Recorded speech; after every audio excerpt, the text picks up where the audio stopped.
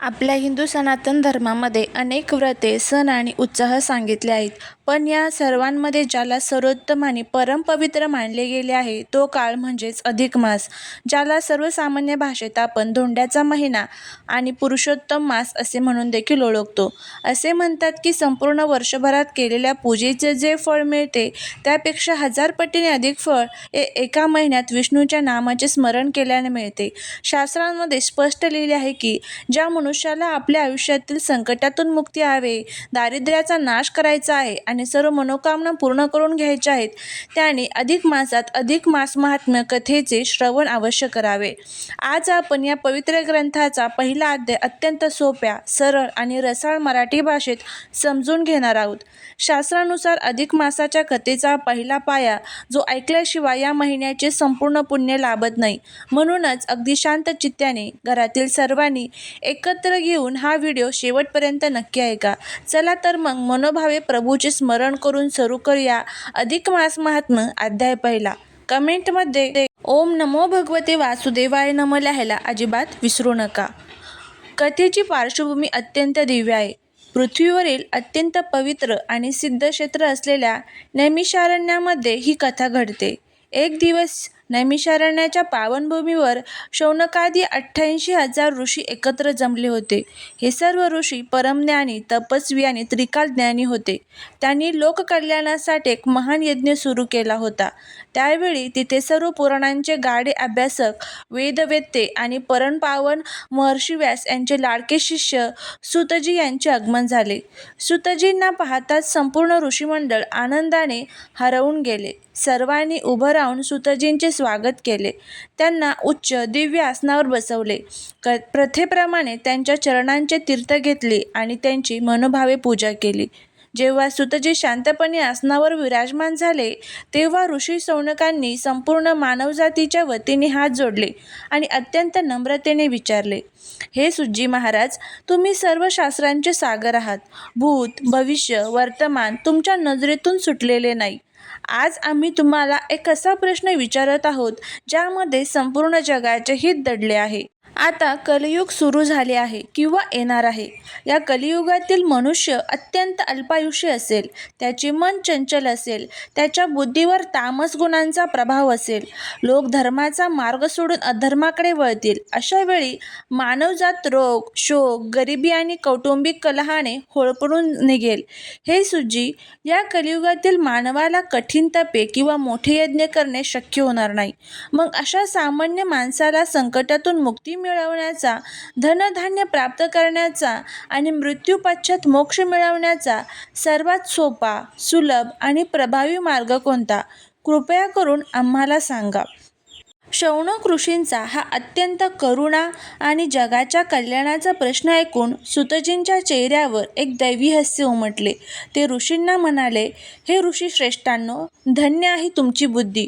तुम्ही स्वतःसाठी काहीही न मागता संकटात सापडलेल्या मानवजातीसाठी प्रश्न विचारला आहे. जे गुपित आजपर्यंत ब्रह्मदेवाने कोणाला सांगितले नाही ते मी तुम्हाला सांगतो. हाच प्रश्न हजारो वर्षापूर्वी देवऋषी नारदाने भगवान बद्रीनाथ म्हणजेच नारायण यांना विचारला होता. तेव्हा भगवान विष्णूंनी नारदांना एक परमपवित्र व्रताची माहिती दिली, ते म्हणजेच अधिक मास व्रत आणि कथा महात्म्य. सूतजी पुढे समजावून सांगू लागले, ऋषी हो, हा अधिक मास कसा निर्माण झाला हे विज्ञानाच्या आणि अध्यात्माच्या दृष्टीने समजून घेणे गरजेचे आहे.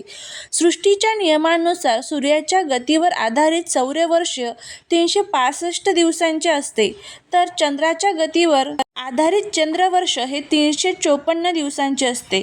म्हणजेच या दोन्ही वर्षाच्या काळामध्ये दरवर्षी साधारण 11 दिवसांचा फरक पडतो. हा फरक भरून काढण्यासाठी आणि सृष्टीचे संतुलन राखण्यासाठी निसर्गाच्या नियमानुसार दर 32 महिने 16 दिवस आणि 4 घटकांनी एक अतिरिक्त महिना चंद्रवर्षात जोडला जातो. यालाच अतिरिक्त महिन्याला अधिक मास असे नाव देण्यात आले आहे. पण श्रोते हो, निसर्गाच्या नियमातून जन्माला आलेल्या अधिक मासाच्या नशिबात सुरुवातीला खूप मोठे दुःख आले. सृष्टीच्या नियमानुसार चैत्र ते फाल्गुन अशा 12ही महिन्यांना कोणी ना कोणी अधिपती देव लाभला होता. प्रत्येक महिन्याचे स्वतःचे एक महात्म्य होते. प्रत्येक महिन्यात शुभ कार्य होत होती.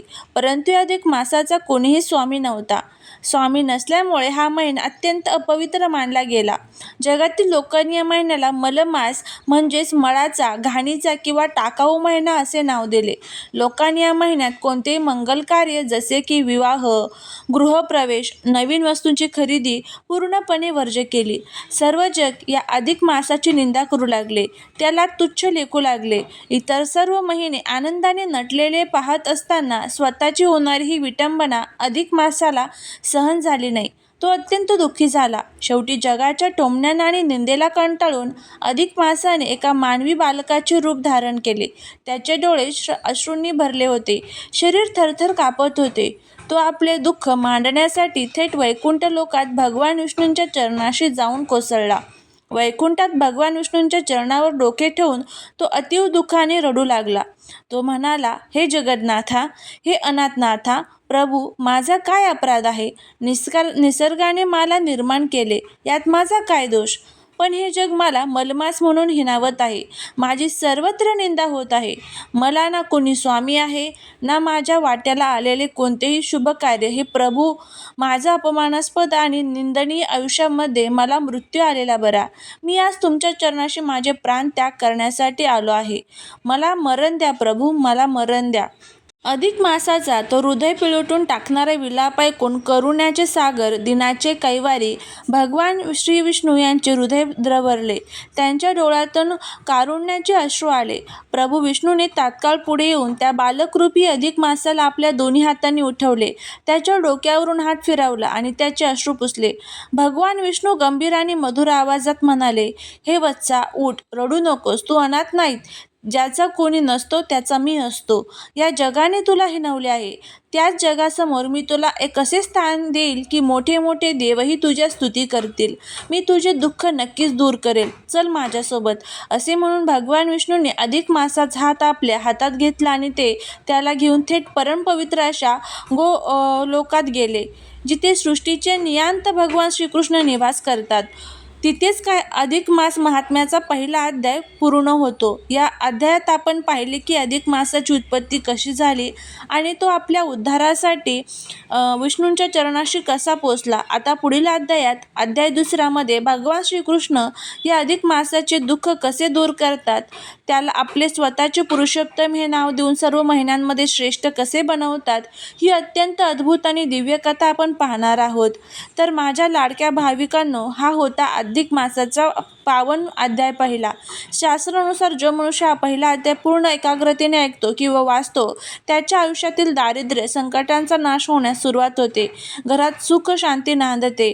अधिक मासाचे पुण्य प्राप्त करण्यासाठी, प्रभू विष्णूंचे आशीर्वाद मिळवण्यासाठी कमेंट बॉक्समध्ये ओम नमो भगवते वासुदेवाय किंवा जय श्रीकृष्ण नक्की लिहा. तुमची जी इच्छा असेल ती प्रभू विष्णूंच्या चरणी नक्की पोहोचेल.